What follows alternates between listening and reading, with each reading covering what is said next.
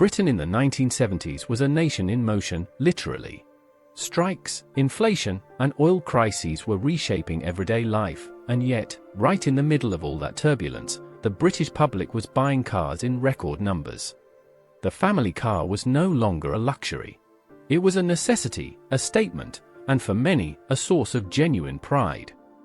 Today on Britain Rewind, we're counting down the 10 best-selling cars of that iconic decade, the motors that filled forecourts, packed driveways, and kept Britain moving. And trust us, by the time we reach number 1, you'll understand why one car didn't just sell well, it changed the country forever. And if you love classic British motoring history, hit like and subscribe to Britain Rewind. Now let's start the countdown with number 10. Number 10, Hillman Hunter. Kicking off our list at number 10 is the Hillman Hunter, a car that deserves far more recognition than it typically receives today. Launched in 1966 and selling strongly right through the early 1970s, the Hunter was the backbone of Chrysler UK's range during this period. It offered a clean, conventional saloon body, a smooth 1.5-litre engine, and a well-finished interior that felt genuinely competitive at its price point. It was aimed at the everyday family buyer who wanted something reliable, comfortable, and easy to live with. The Hunter also achieved remarkable international recognition. It was licensed for local production in Iran under the Paykan name, where it became a national institution. In Britain, it was a consistent, dependable seller that kept Chrysler UK firmly in the game during a fiercely competitive decade. Number 9, Austin Allegro. At number 9, we have the Austin Allegro, one of the most talked about and controversial cars British Leyland ever produced. Launched in 1973 as a replacement for the beloved BMC 1100 and 1300, the Allegro had enormous shoes to fill and, by many accounts, struggled to fill them. Its rounded, unconventional styling divided opinion immediately, and the unusual quartic steering wheel became a subject of ridicule in the motoring press almost overnight.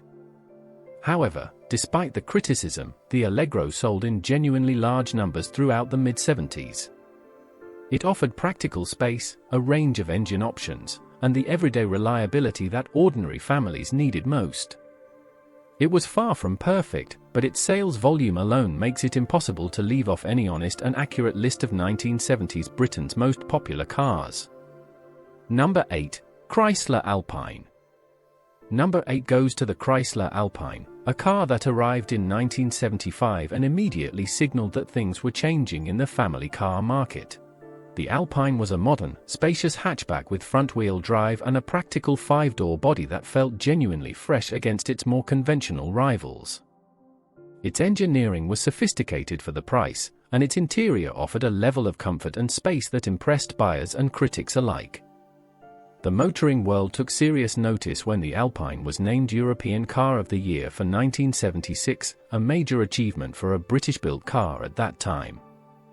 While its UK sales volume never reached the heights of the true giants on this list, the Alpine represented an important and forward-thinking moment in British automotive history. Number 7, Ford Fiesta. Coming in at number 7 is the Ford Fiesta, the car that completely rewrote the rules for small car motoring in Britain. Launched in 1976, the Fiesta was Ford's first front-wheel drive model and its first proper supermini, and it arrived fully formed and ready to impress. It offered a modern hatchback body, a lively and economical engine range, and a driving experience that felt genuinely fresh compared to anything else available at the price. It was aimed at younger buyers and urban drivers who wanted something nimble, affordable, and cheap to run during a period of rising fuel costs across the country. The Fiesta sold phenomenally well from the moment it hit showrooms and immediately established itself as a serious and lasting force in the British market. Number 6, Vauxhall Cavalere. At number 6, the Vauxhall Cavalere, a car that arrived in 1975 with clear ambitions and delivered on almost all of them. Vauxhall designed the Cavalere specifically to challenge the dominant Ford Cortina, and they approached that task with real seriousness and purpose. Based on an Opel platform, it brought sharp European styling, a range of smooth and responsive engines, and a well-finished interior that felt genuinely competitive at its price point. It appealed to fleet buyers and private customers alike, giving it broad and consistent sales across a wide demographic throughout the later years of the decade. The Cavalier felt modern, drove confidently, and looked smart on any driveway, and it laid the groundwork for even bigger success in the decade ahead. Now stay with us, because the cars still to come didn't just sell well, they became the very symbols of an entire generation of British motoring. Number 5. Morris Marina. Number 5 belongs to the Morris Marina, a car that divides opinion to this day but absolutely cannot be ignored on any honest list of 1970s British bestsellers. Launched in 1971 by British Leyland, the Marina was designed as a straightforward, conventional family saloon built specifically to take on the Ford Cortina on its own terms. It came in saloon and coupe body styles with a range of simple four-cylinder engines and a no-nonsense driving experience. Critics were consistently harsh about its dated engineering and handling, but the British public bought it in enormous numbers regardless. The Marina was a fixture on virtually every street in 1970s Britain, and that sheer, undeniable volume of sales is exactly why it sits firmly at number 5.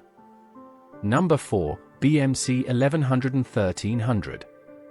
At number 4, the BMC 1100 and 1300, a car that had been Britain's bestseller through much of the 1960s and carried enormous sales momentum into the new decade. Designed by Alec Isigonis and styled with input from Pininfarina, this was a genuinely sophisticated small car for its time. It featured front-wheel drive, a transversely mounted engine, and the innovative hydroelastic suspension system, all packaged into a compact body that offered interior space far beyond what its exterior dimensions suggested. It was sold under multiple badges including Austin, Morris, Milligram, and Wolseley, which helped it reach an exceptionally wide range of buyers across the market. Though its peak years were behind it as the 70s progressed, it continued to sell in strong numbers and remained a trusted, familiar choice for countless British families throughout the decade. Number 3. Ford Cortina. Number 3 on our countdown is the Ford Cortina, and make no mistake, this was one of the true giants of 1970s British motoring. Across its Mark III, Mark IV, and Mark V generations throughout the decade, the Cortina sat at or near the very top of the UK sales charts with remarkable and consistent regularity. Ford understood exactly what the British buyer wanted: generous interior space, a comfortable ride, a broad range of engine options, and a price that represented genuine value for money. Fleet managers loved it, private buyers trusted it, and Ford kept the range feeling fresh with well-timed updates throughout the decade. The Cortina became a genuine cultural landmark, a car recognized on every road and trusted by millions of families right across the country. Only 2 cars in Britain sold more, and both were truly extraordinary. Number 2. Mini. At number 2, one of the most iconic cars ever built anywhere in the world, the Mini. Originally launched in 1959, the Mini was still selling in massive numbers right through the 1970s, which is a remarkable testament to just how perfectly Alec Isigonis had conceived and designed it.